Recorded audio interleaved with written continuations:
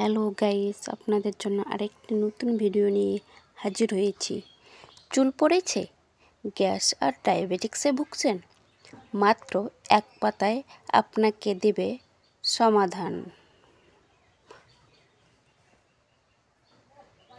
কারি পাতা শুধু রান্নার স্বাদ বাড়ায় না, শরীরের জন্য এটা এক অসাধারণ ওষুধ।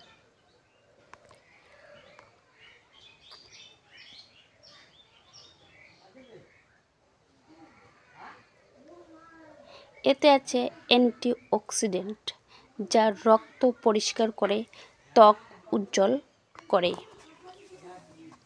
এই কারি পাতা ত্বককে খুবই উজ্জ্বল রাখে। নিয়মিত কারি পাতা খেলে চুল পড়া কমে, চুল হয় কালো ও ঘন, খুব সুন্দর হয়।